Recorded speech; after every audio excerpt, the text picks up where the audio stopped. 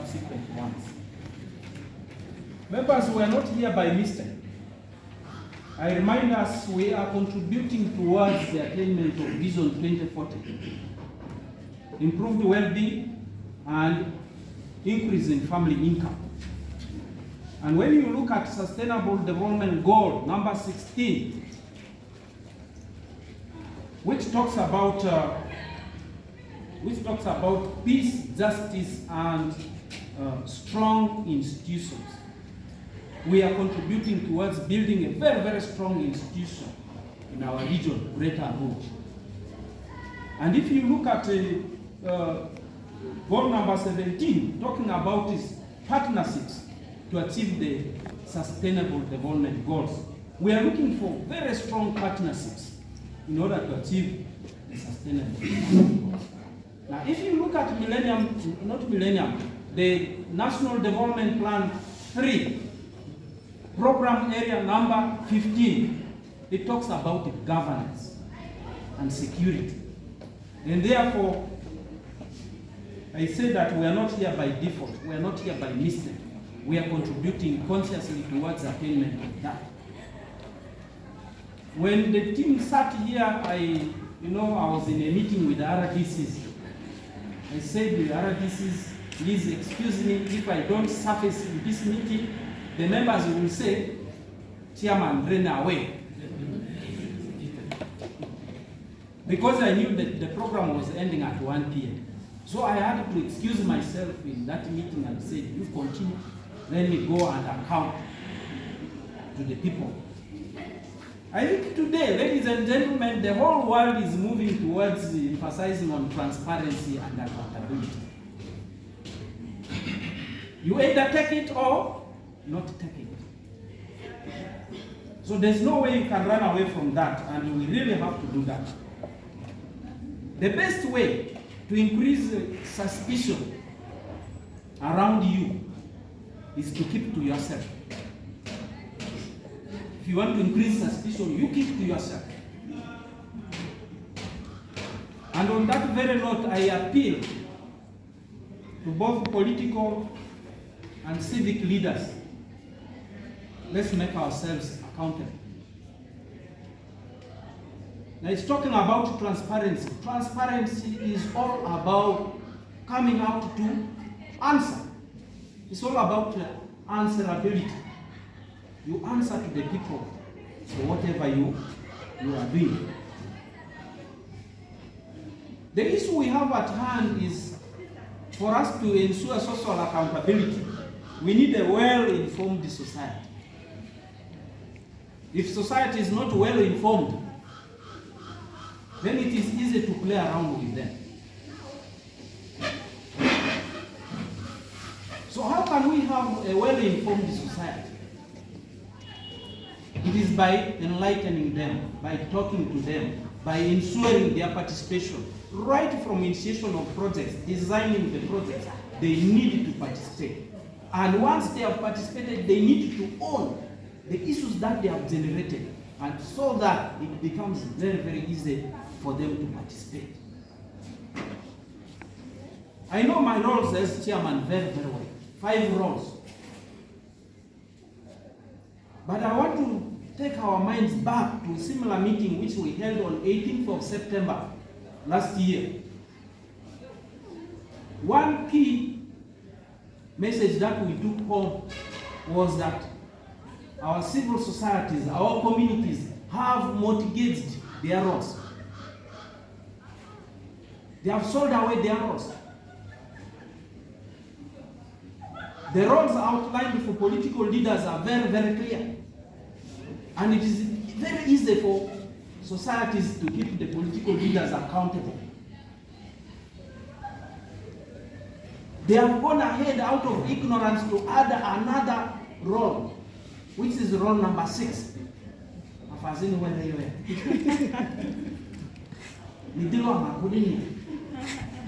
at us like this? And I think it's contrary to the purposes for which we are gathered here. The civil society organizations. Take note of this. The politicians are running away from certain roads. Certain roads have become police posts for them. Because the number waiting for them is huge. If the pocket is not friendly, then you realize that they don't go that direction. And yet we are trying to say here that the citizens must keep the leaders, the duty bearers accountable. Now you see where they are going astray.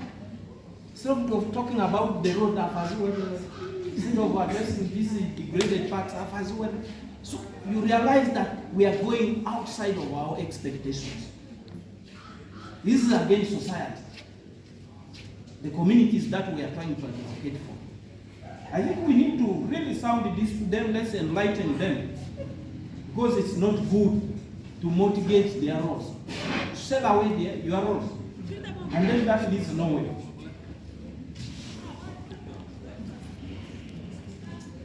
When we talk about the participation, on the invitation letter I saw participation. The participation aspect is emphasizing that is strong and powerful demand by the society, by the communities of the leaders. So is it so strong? Is it there? What is it? I think the end point result coming up with positive energies. People come with negative energies. Which negative energies weaken the leaders? Which negative energies deter the leaders from coming into contact? So I want to address myself to civil society organizations. Those are some of the areas that we need to reach. Let's sensitize our people. Let them know their roles very, very well. How will you keep the duty bearers accountable if you don't know their roles? How will you keep the duty bearers accountable if you don't know your roles as the right holders? How? So I challenge you.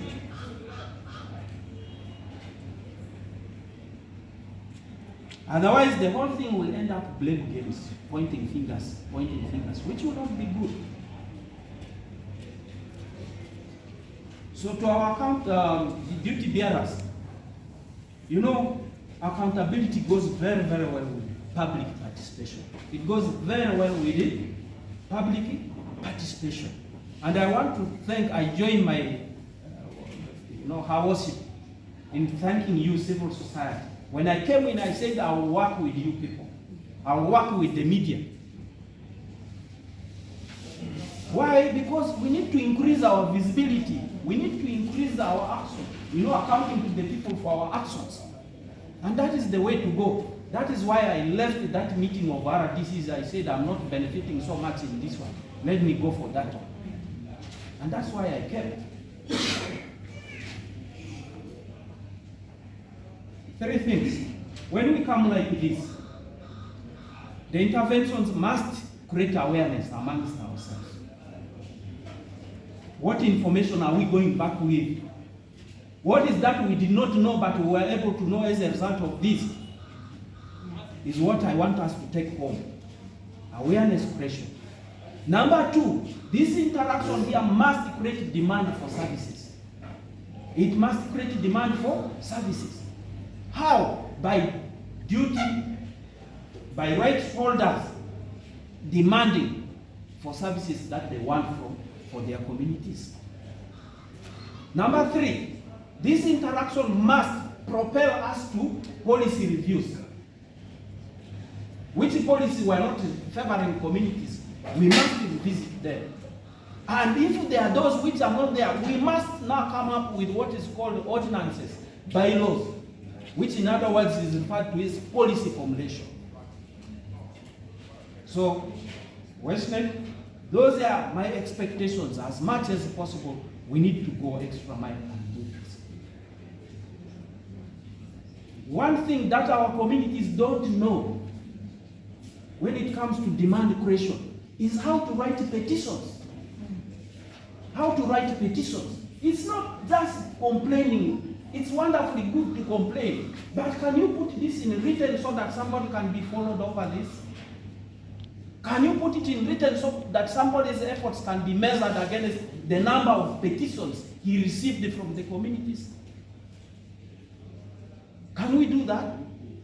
So I think these are some of the things for me personally, I'm looking at. I have a partner that I have assigned responsibility of training community members on how to write petitions. If road is spoiled, it's not a question of making the noise on the radio stations, FM stations. You are making the situation worse.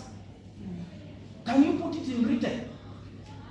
Some of those calls on radio stations, the FM stations, they are biased in communication.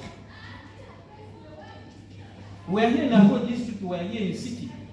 Do you know the kind of roads in some of the districts in Yumbe? Why are people in Yumbe excelling? I heard from Kano. Why? They are not interested in problems, complaints. No, they're interested in fixing problems. Put them in written form, and so that somebody can be followed. And I think in local government, I am 1 year, but the rate at which I'm learning local government is faster than even the people who have been in the system for the last 20 or 30 years. I just get sad. At night I don't sleep. I've gone to the extent of separating with my wife. I say, you stay there. The troops on me are not now active. Let me be on my own to avoid domestic violence, gender-based violence. Why? Because the head is not resting. And I think those of us who monitor me closely, I go to bed at 6. I wake up at 11 p.m. at night. I start thinking about how can I help this district. From 11 o'clock up to 3 p.m. I'm still awake. I go to bed at 4. And I think those of us who are following me very, very closely, that is my pattern on social media. It's too much. And I've gone to the extent of saying, a rural district, at dawn we must have a devotion time. We must always be praying to God. That is how much big the problem is. So I call upon the leaders in this meeting to always account to the citizens. Let's account to the citizens. Leaders should stop bombarding people with problems, both civic and political. Civil societies, take this from me. Stop bringing problems to people. People have more than enough problems. Provide a solution to their problems. I've attended funerals, I've attended functions. People who are supposed to provide the answers, people who are supposed to provide the solutions to people, communities' problems, concerns, they are again complaining. Ridiculous. You know how currents flow? Currents, electric currents, when they are lined like this, they flow in one direction. They don't flow backwards. But there are some leaders, instead of flowing forward, they are flowing backwards. I don't know whether you have realized such people. These are very unfortunate people. Communities are complaining, and for you, they elected you, they trusted you, thinking that you will go and help them, you are again complaining. You are a nuisance. You're a big problem. You're a disaster. So I think such people, there's no heaven for them, I must say. Provide answers. Look for solutions. The man has returned how you have ably answered. I think it is ignorance. The press, you need to desist from this. Seriously. The monies returned have reasons. They have reasons for which they are returned. When you look at pensions, people keep claiming it again and again. People fill forms again and again. Look at salaries. People who miss salaries, they fill applications for these salaries that they have missed again and again. Now at the ministry, there is no system to track that. This one that was claimed the other day was already paid. It doesn't. Again, another request is submitted. So keep sending monies. So which one is better? To double pay and then you go into problems, or to return the money. Which one is better? So we have a culture of not appreciating, my worship rightly said it, we have a culture of not appreciating. When the roads are bad, they say, chairman, chairman, chairman. When I struggle hard to fix the road, they say government has done it. Very bad culture. You struggle. Look at this bridge here, this Enyao bridge. The money was returned for how many years? You heard from engineer and the cow. Money was returned for how many years? 3 consecutive years. But chairman coming in, within 1 year, the money was put to use. So why are you complaining? Part of the money which was returned was followed and it bounced back. Even part of all the money is returned back to the center for the past 3 years have been bounced back. They have been brought back. I don't know from where, but the money is not. They have come back, and we be appreciated. That is good. That is called a positive reinforcement. And those who have studied, that is called it positive reinforcement. This money which was returned, Arua people are very stupid people, Arua district people, very bad people. Even the PGM that we have not touched. In Arua district, the story is that it has been already eaten. If we are not careful, whatever God brings for us to improve our well-being will be a source to take us to eternal hell. Okay?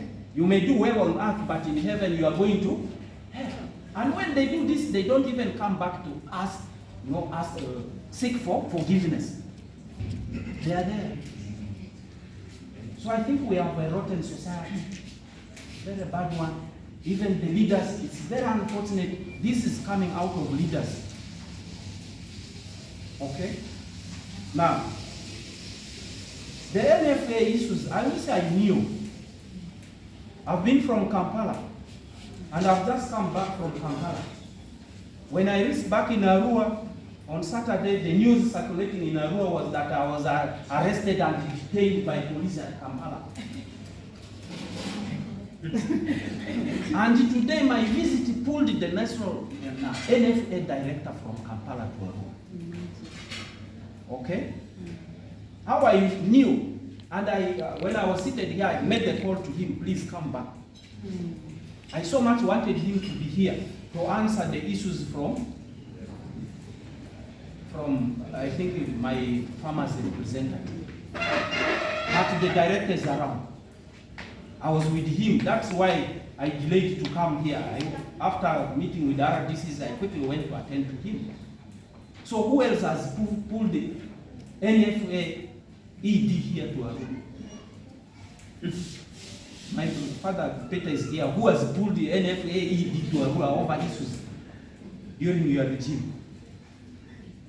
So I pulled him here. He's here answering what? Charges. And I think there's a ray of hope in the tunnel. Now we are talking about night discourse. When we talk about building strong institutions, I want to tell you the first institution is the institution of bedroom. What are men and women, husbands and wives, what are they discussing on those marital beds? Are they discussing issues to govern children or not? That is the first government which is difficult to be overthrown. It is only COVID-19 that they attempted to overthrow it when I slept with the mask on next to my wife in the bed. She was putting on mask, I was also putting on mask. That was the only thing. That bedroom institution, we must touch it. If it is strong, children will not have any room to go out. We have attained medals, right? Because of teenage pregnancies. As a greater Arua. Early marriage and teenage pregnancy. Real medal. And I look forward to awarding some of us with those medals. But I don't know why the president cannot declare state of emergency sex outbreak in Greater Rua. When RDCs communicate this so that the resources flow towards that direction. One case of Ebola, one case of COVID-19 made the resources to be flowing this direction. But now, the worst is teenage pregnancies and early marriages. Do you know how it is? 1,052 pregnancies per day. 1,052. And in a day, 40 are getting pregnant. So, divide 1,052 to drive points home by the number of passengers 9-star bus takes. You will get the number of 9-star buses full of ladies pregnant. Teenagers, not ladies, teenagers pregnant. That is how you will get the number. So I think we need support in the area, in the fight against the night discourse, teenage pregnancy. But my focus to fight this is a family institution, the bedroom institution and families. If we have them very strong, then these people will have nothing to do. I think there are so many things in pipeline that will help that. Members, I could talk until cows come home. I want to say this forum is very, very beneficial. For those of you who didn't know, it is this forum that will bring me back in 2026.